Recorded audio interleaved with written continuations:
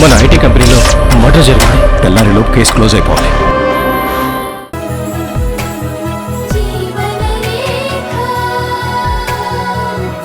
నమస్కారం. మహిళా ఆరోగ్య దీపిక జీవనరేఖ కార్యక్రమానికి స్వాగతం. మనిషి ఆరోగ్యంగా ఉండడానికి సమతుల ఆహారం అవసరం. అయితే మనం ఎంత జాగ్రత్తగా అన్ని రకాల ఆహారాలు తీసుకున్నప్పటికీ సమతులమైన ఆహారం తీసుకున్నట్టు కాకపోవచ్చు. శారీరకంగా పురుషులకు మహిళలకు తేడా ఉంటుంది. పురుషులకు వారి శరీరాన్ని బలంగా ఉంచే ఆహారం కావాలి. మహిళలకు బలంతో పాటు శరీరాన్ని మంచి షేప్లో ఉంచే ఆహారం కావాలి. అందుకే మహిళలు బలవర్ధకమైన ఆహారంతో పాటు బరువును నియంత్రించే ఆహారం కోరుకుంటారు. ఆ వివరాలు ఈనాటి మహిళా ఆరోగ్య దీపిక జీవనరేఖలో తెలుసుకుందాం.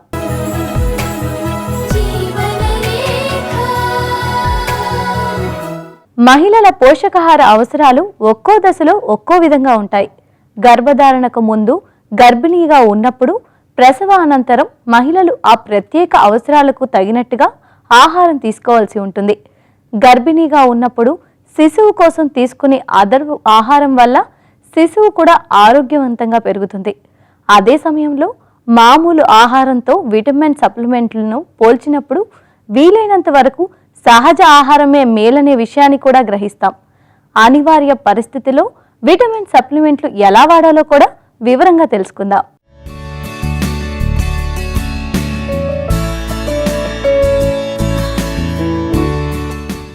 యువతులు గర్భధారణ సమయంలో ఊబకాయం వల్ల చాలా సమస్యలు ఎదుర్కొంటారు. అది సంతానలేమికి కూడా దారితీయవచ్చు. ఒకవేళ గర్భం ధరించినా నెలలు నిండని కాన్పు జరగవచ్చు. రకరకాల ఆహారాలు ఆరోగ్యవంతంగా ఉండడానికి, కొవ్వును కరిగించడానికి పనికొచ్చేవి అందుబాటులోనే ఉంటాయి. విటమిన్ సితో పాటు యాంటీ ఆక్సిడెంట్లు ఉండే టమోటాలు చాలా మంచి ఆహారం. తక్కువ క్యాలరీలు ఉండడం, చర్మం మెరిసేలా చేయడం, క్యాన్సర్ నివారణ కూడా దీని సుగుణాలు. విటమిన్ సితో పాటు జీవ ప్రక్రియను పెంచి స్లిమ్ గా ఉంచడానికి, ఎసిడిటీని తగ్గించడానికి పనికొచ్చే నిమ్మకాయ ఎంతో మంచిది. కార్బోహైడ్రేట్లు అధికంగా ఉంటూ విటమిన్ ఏ, బి కాంప్లెక్స్ లు అందించే క్యారెట్లు, పీచు ఎక్కువగా ఉండి ఆరోగ్యకరమైన షుగర్ ను అందించే బీట్రూట్ కూడా ఆహారంలో చేర్చుకోవాలి. ముఖ్యంగా బచ్చలి, తోటకూర, మెంతికూర వంటివి మహిళలకు కావలసిన ఐరన్ ను అందిస్తాయి. గోంగూరల్లో పీచు, ఐరన్, ఫోలైట్లు పుష్కలంగా ఉంటాయి. మహిళలకి హెల్త్ అనేది చాలా ఇంపార్టెంట్. ఎందుకంటే వీళ్ళకి మంత్లీ లాసెస్ ఆఫ్ హెచ్బి ఉంటుంది, హిమోగ్లోబిన్. అలాగే వీళ్ళలో ప్రెగ్నెన్సీ, లాక్టేషన్, మెనోపాజ్ ఇలాంటి ఫిజియలాజికల్ కండిషన్స్ అన్ని విమెన్లో ఉంటాయి. కాబట్టి వీళ్ళ హెల్త్ అనేది చాలా important. So adolescent puberty attain అయినప్పటి నుండి, తర్వాత ప్రీ కన్సెప్షనల్ ఏజ్, తర్వాత conceptional, through out the gestation అంటే ప్రెగ్నెన్సీ పీరియడ్, తర్వాత లాక్టేషన్, ఇవన్నీ చాలా క్రూషియల్. వీళ్ళు తీసుకునే ఆహారాన్ని బట్టి బేబీ గ్రోత్ ఉంటుందన్నమాట. సో ఎనీమియా అనేది చాలా కామన్గా ఉంది మనకి ఇండియాలో. ఎస్పెషలీ ప్రెగ్నెంట్ మదర్స్లో మనకి 60% ఆఫ్ ద పాపులేషన్కి ఎనీమియా ఉంటుంది. సో ఈ ఎనీమియా మనకి B9 ఫోలేట్ డెఫిషియన్సీ వలన రావచ్చు, లేకపోతే B12 సైనోకోబాలమిన్ డెఫిషియన్సీ వలన రావచ్చు, లేకపోతే ఐరన్ డెఫిషియన్సీ ఎనీమియా అయినా రావచ్చు. సో ముఖ్యంగా ఇవాళ మనం ఫోకస్ చేసేది వైటమిన్ B9 అండ్ B12 పైన. సో ఈ రెండు రకాల వైటమిన్స్ డెఫిషియన్సీ వలన మనకి మెగాలోబ్లాస్టిక్ ఎనీమియా, పర్నిషియస్ ఎనీమియా రావచ్చు అనమాట. అందుచేతనే మనం తీసుకునే ఆహారంలో వైటమిన్ B12, B9 అనేది సమృద్ధిగా ఉండాలి. సో B9 అనేది మనం తీసుకునే ముదురు ఆకుపచ్చ రంగులో ఉండే ఆకుకూరల్లో, కూరగాయల్లో సమృద్ధిగా లభిస్తుంది. అలాగే మనకి కొంతమేరకు పళ్ళల్లో అరటిపండు, యాపిల్స్ ఇలాంటి ఫ్రూట్స్లో లభిస్తుంది అనమాట. పప్పు దినుసులు, లెగ్యూమ్స్లో కూడా లభిస్తుంది అనమాట. కొంతమేరకు వేరుశెనక్కాయ, సన్ఫ్లవర్ సీడ్స్లో కూడా లభిస్తుంది. అలాగే మనం తీసుకునే నాన్ వెజ్ ఫుడ్ ఐటమ్స్లో కూడా లభిస్తుంది. ముఖ్యంగా కోడిగుడ్డు, చేప మాంసము, చికెన్, తర్వాత మేక మాంసంలో లభిస్తాయి అన్నమాట. పాలు, పాల ఉత్పత్తుల్లో కూడా మనకి ఫోలేట్ అనేది లభిస్తుంది. సో సుమారుగా మనం తీసుకునే బ్యాలెన్స్ డైట్లో ఫోలేట్ అనేది లభిస్తుంది అనమాట. ఇది సరి అయిన మోతాదులో ఉండాలనేది చాలా ఇంపార్టెంట్. ముందుగా చెప్పుకోవాల్సింది విటమిన్ B2. దీన్ని రిబోఫ్లోవిన్ అని కూడా పిలుస్తారు. శక్తిని పెంచడానికి, వ్యాధి నిరోధక శక్తి పెంచడానికి బాగా సహాయపడుతుంది. పెరుగు, వెన్న, పాలు, బాదం, నట్స్, సోయాబీన్స్, పుట్టగొడుగుల్లో విటమిన్ 2 అధికంగా ఉంటుంది. డిప్రెషన్, గుండె జబ్బులు, జ్ఞాపక శక్తి వంటి సమస్యలు దీనివల్ల తగ్గుతాయి. బీన్స్, కోడిగుడ్లు, అరటిపండ్లు, మాంసాహారం, ఓట్మీల్, డ్రై ఫ్రూట్స్లో విటమిన్ B6 ఎక్కువగా లభిస్తుంది. విటమిన్ B7ని బయోటిన్ అని కూడా పిలుస్తారు. ఇది శరీరంలో కణాల వృద్ధికి సహాయపడుతుంది. విటమిన్ B7 ఎక్కువగా పసుపు రంగు పండ్లల్లో, ఆకుపచ్చ ఆకుకూరల్లో, బ్రౌన్ రైస్, గుడ్డు పచ్చసొన, సోయాబీన్స్ లో పుష్కలంగా దొరుకుతుంది. గర్భిణీ అత్యవసరమైనదిగా విటమిన్ B9 లేదా ఫోలిక్ యాసిడ్ ను చెబుతారు. విటమిన్ B12 చేపల్లో, పాల ఉత్పత్తుల్లో, మాంసాహారంలో, గుడ్లలో అధికంగా ఉంటుంది. అందువల్ల వీటిని రోజువారీ ఆహారంలో చేర్చుకోవాలి. ఎవరైతే ప్రెగ్నెన్సీ ప్లాన్ చేసుకుంటారో వాళ్ళు ఇది సప్లిమెంటేషన్ 600 మైక్రోగ్రామ్స్ అవసరం ఉంటుంది. అలాగే త్రూ ద ప్రెగ్నెన్సీ అవసరం ఉంటుందన్నమాట. ఇలా చేయడం వలన బేబీ హెల్దీగా పుడతారు. ఒకవేళ ఫోలేట్ డెఫిషియన్సీ మదర్కి ఉంటే కనుక బేబీలో న్యూరల్ కెనల్ డిఫెక్ట్స్ కానీ, స్పైనా బైఫిడా కానీ, లేకపోతే స్కల్ పైన డిప్ ఏదైతే ఉంటుందో అది ఫామ్ అవ్వకుండా పుడతారనమాట. సో ఇలాంటి భయంకరమైన డిజార్డర్స్ ఉండకుండా ఉండాలంటే ఫోలేట్ సప్లిమెంటేషన్ అనేది చాలా ఇంపార్టెంట్. B12 అనేది మనకి నాన్ వెజ్ ఫుడ్ ఐటమ్స్లోనే లభిస్తుంది. వెజిటేరియన్స్కి ఇది పులియబెట్టిన ఆహారంలో చాలా కొంత మేరకు డార్క్ గ్రీన్ లీఫీ వెజిటేబుల్స్లో రావచ్చు. బ్యాలెన్స్ డైట్ తీసుకున్నప్పుడు మనకి B12 అనేది డెఫిషియన్సీ ఉండదు. కొద్ది రకాలుగా చూజీ ఫుడ్ ఐటమ్స్ తీసుకోవడము, కొన్ని రకాల ఫుడ్ ఐటమ్స్ని మన ఆహారంలో చేర్చుకోవడం వలన B12 డెఫిషియన్సీ ఉండొచ్చు. వైటమిన్స్లో యాంటీ ఆక్సిడెంట్ అనేది vitamin beta carotene, vitamin C and vitamin E. So beta carotene అనేది మన ఇమ్యూన్ సిస్టమ్ని బిల్డప్ చేస్తుంది. మన గట్లో ఉండే మ్యూకోజాని హెల్దీగా ఉంచడానికి మెయింటైన్ చేస్తుంది. కంటి చూపుకు ఎంతో ఇంపార్టెంట్. మన చర్మం ఫస్ట్ లైన్ ఆఫ్ డిఫెన్స్ అన్నమాట మన ఇమ్యూన్ సిస్టమ్కి. దీన్ని మెరుగుగా ఉంచడానికి, అలాగే మనకి హెయిర్ గ్రోత్ కూడా వైటమిన్ ఏ కానీ బీటా క్యారోటిన్ అనేది చాలా ఇంపార్టెంట్. ఇవి మనకి క్యాన్సర్ నుంచి దూరంగా ఉంచడానికి ఒక ఎక్సలెంట్ యాంటీ ఆక్సిడెంట్. మన శరీరంలో ఫ్రీ రాడికల్ ప్రొడక్షన్ ఏదైతే ఉంటుందో దాన్ని అరెస్ట్ చేయడానికి ఈ వైటమిన్ బీటా క్యారోటిన్ అనేది చాలా ఇంపార్టెంట్. సో మన ఆహారం ఎప్పుడైతే సమతుల్యంగా ఉంటుందో మన శరీరానికి కావాల్సిన వైటమిన్స్ ఫీమేల్ పాపులేషన్కి ఎక్సలెంట్గా లభిస్తుంది.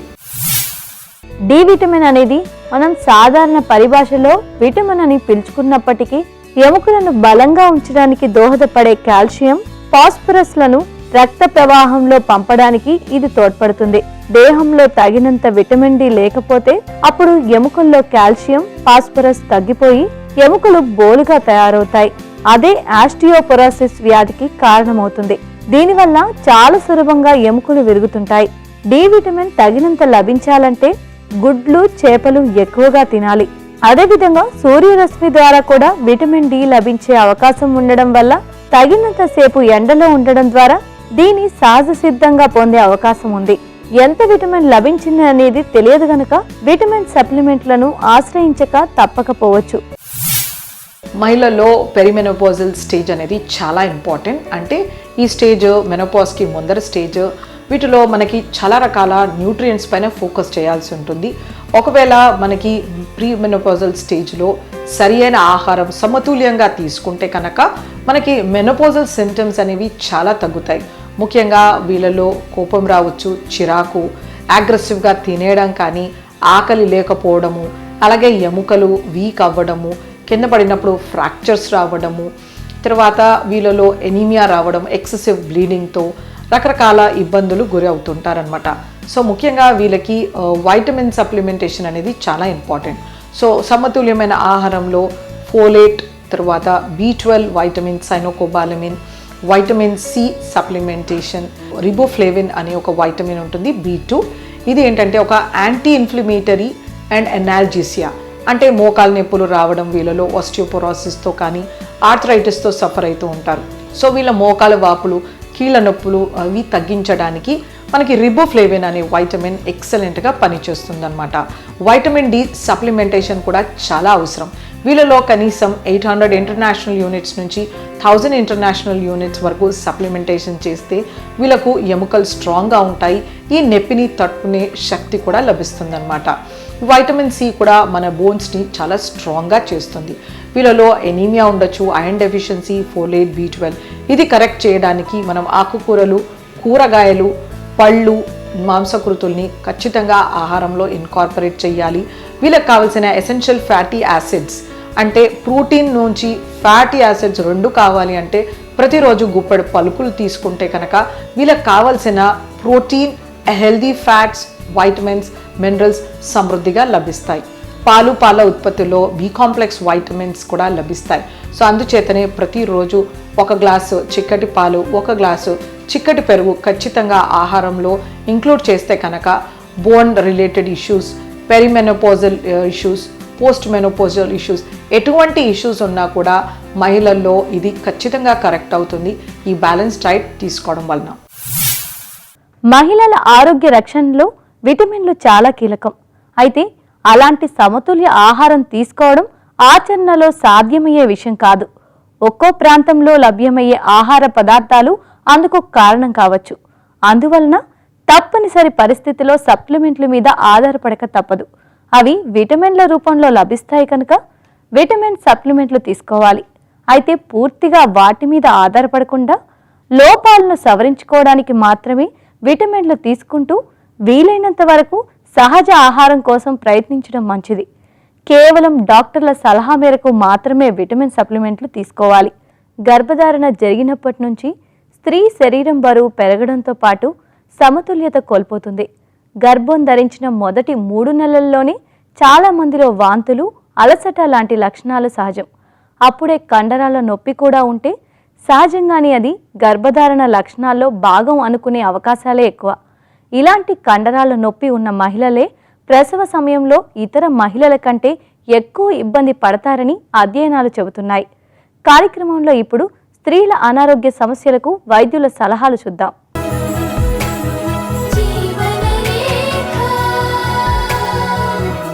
డాక్టర్ గారు నాగమణి గారు ఇలా అడుగుతున్నారు. నా వయసు 27 సంవత్సరాలు. మా ఆయన వయసు 32 సంవత్సరాలు. 6 సంవత్సరాల క్రితం వివాహం జరిగింది. పెళ్ళైన 2 ఏళ్ల తర్వాత పిల్లలు కలగడం లేదని వైద్యుల్ని సంప్రదిస్తే అన్నీ నార్మల్గానే ఉన్నాయన్నారు. ఆ తర్వాత 4 సంవత్సరాలు అంటే ఇప్పటి వరకు ఎంతోమంది వైద్యుల్ని కలిశాం. అందరూ చాలా పరీక్షలు చేసి అన్నీ నార్మల్ అంటున్నారు. సమస్య ఎక్కడుందో అర్థం కావడం లేదు. మా సమస్యకు పరిష్కారం చెప్పండి అని అడుగుతున్నారు. నాగమణి గారు, మీకు పెళ్ళై 6 సంవత్సరాలైంది. మీ వయసు కూడా వివరించారు 26 సంవత్సరాలని. సో 26 సంవత్సరాలంటే ఫస్ట్ మీకు అండం క్వాలిటీ అన్నది ఏజింగ్ దానికి అది స్టార్ట్ అయిపోతుంది అనమాట. అండం క్వాలిటీ అన్నది తగ్గడం స్టార్ట్ అవుతూ ఉంటుంది. సేమ్ అదే వీర్య కణాలకు కూడా అప్లై అవుతుందమ్మా. సో మీరు ఒకసారి AMH అన్న ఒక టెస్ట్ ఒకటి చేయించుకోండి.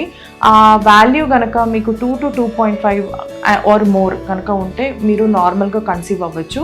లేదు 1.5 కన్నా తగ్గుతుంది అంటే మీరు ఇమ్మీడియట్గా మీరు గైనకాలజిస్ట్ దగ్గరికి వెళ్ళి IUI ట్రీట్మెంట్ స్టార్ట్ చేయండి. లేకపోతే 1 కన్నా తక్కువ కనుక ఉంది అంటే IVFకి వెళ్ళిపోండి అమ్మా.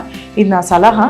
అండ్ ఇంకొకటి, అన్నీ బాగానే ఉన్నాయి కానీ మాకు ప్రెగ్నెన్సీ అన్నది రావట్లేదు అని అంటున్నారు. సో ఒక ప్రెగ్నెన్సీ రావాలి అంటే ఫస్ట్ మనకి గర్భసంచి ముఖద్వారం దగ్గర మనకి యాంటీస్పోమ్ యాంటీబాడీస్ అట్లా ఏమన్నా ఉన్నాయా, లేకపోతే ముఖద్వారం రంధ్రం అన్నది చాలా మూసుకుపోయి చాలా చిన్నదిగా ఉందా, దాన్ని ఏమన్నా తెరవాలా, లేకపోతే గర్భసంచి లోపల గోడలు ఏమన్నా ఉన్నాయా, పాలిప్స్ ఏమన్నా ఉన్నాయా, అతుకులు ఏమన్నా ఉన్నాయా, లేకపోతే ట్యూబ్ అన్నదానికి ఓపెనింగ్స్ బాగానే ఉన్నాయా, మన ట్యూబ్కి అండాశయానికి రిలేషన్ బాగా ఉందా లేదా అన్నవి చాలా ఫ్యాక్టర్స్ ఉంటాయమ్మా.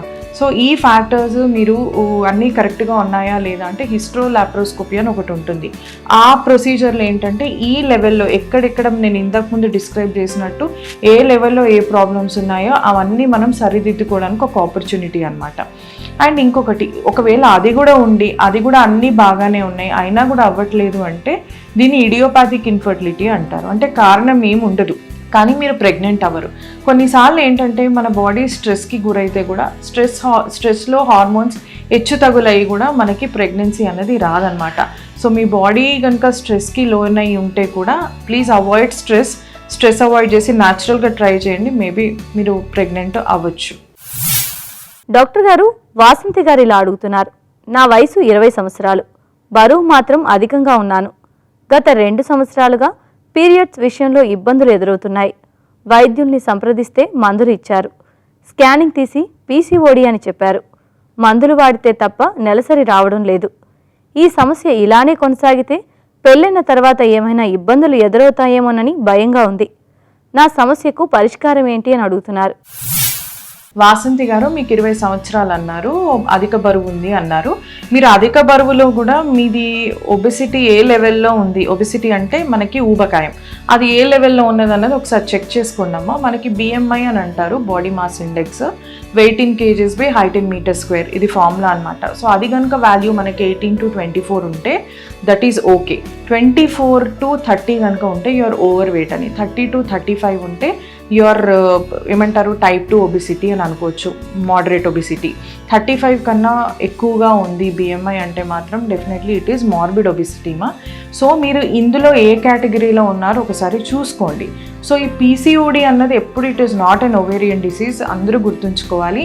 అది మన బాడీలో మెటబాలిజంలో వచ్చే మార్పులు అండాశయం మీద ప్రభావం పడి ఫైనల్గా మన మెన్స్ట్రేషన్ మీద రిఫ్లెక్ట్ అయ్యి బయటికి వస్తుంది. సో మనం ఎప్పుడు కూడా PCOD అన్నది అది జస్ట్ ఓవేరియన్ న్యూట్రైన్ డిసీజ్ అని అపోహలో ఉండకూడదు. అది బేసిక్గా మన బాడీలో మెటబాలిజం యొక్క ప్రాబ్లం అనమాట.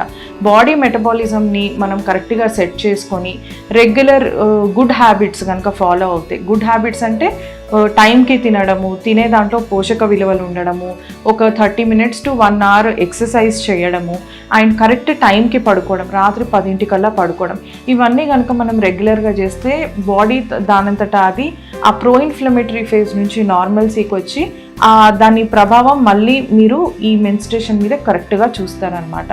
So just don't binge hormones ఒకటి తీసుకుంటే మీకు ఇది PCOD సమస్య తగ్గిపోతుంది అన్న అపోహలో ఉండద్దు.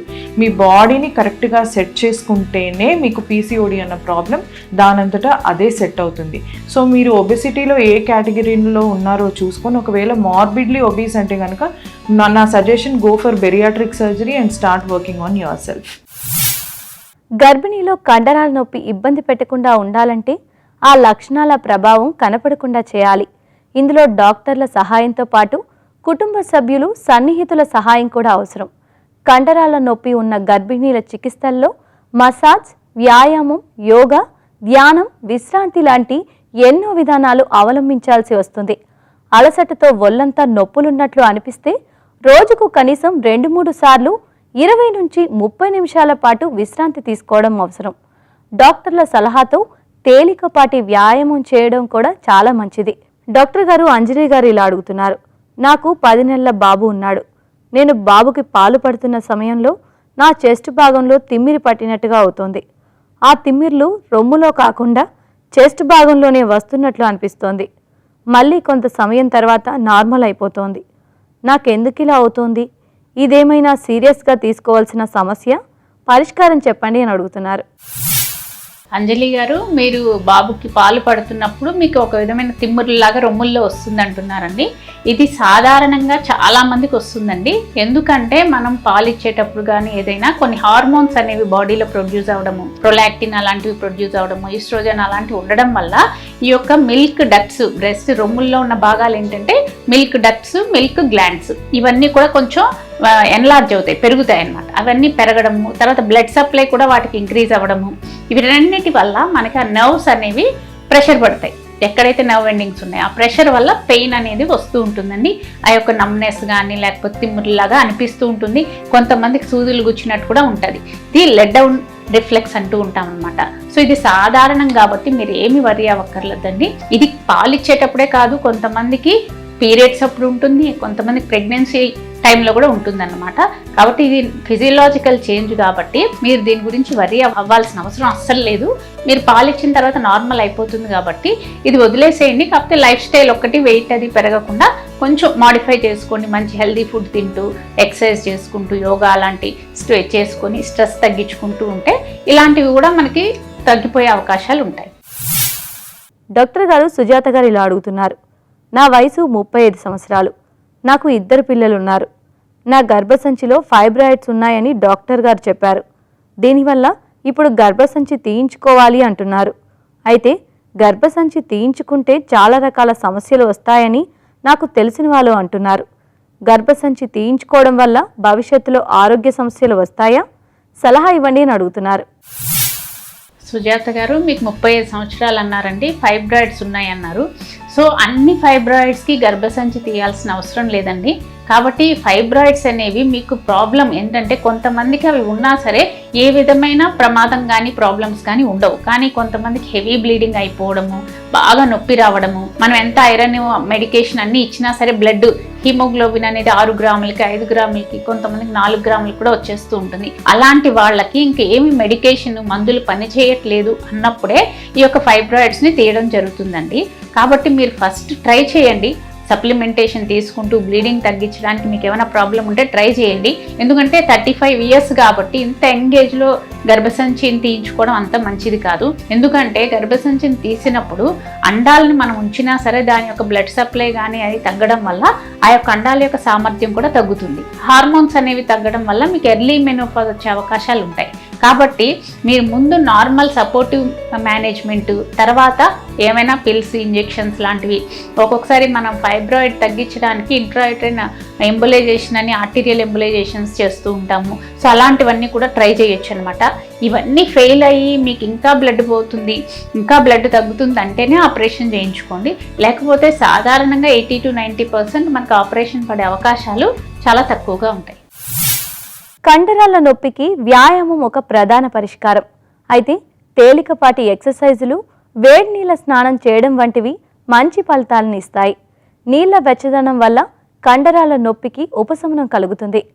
కాళ్ళు చేతులు చాచే వ్యాయామం వల్ల కీళ్లు సరళంగా మారి బలంగా తయారవుతాయి. అయితే నీళ్ల వెచ్చదనం సౌకర్యవంతంగా ఉండాలే తప్ప మరీ ఎక్కువ వేడిగా ఉండకూడదు. ఇది నేటి మహిళా ఆరోగ్య దీపిక జీవనరేఖ. మరో కార్యక్రమంలో మళ్ళీ కలుద్దాం. అంతవరకు సెలవు, నమస్తే.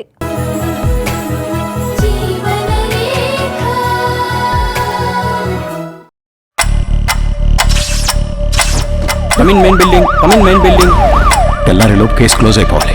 క్రైమ్ సీన్లోకి రాగానే నాకు అర్థమైంది ఏంటంటే ఇది పక్కగా ప్లాన్ చేసి చాలా తెలివిగా ఎగ్జిక్యూట్ చేసిన మర్డర్.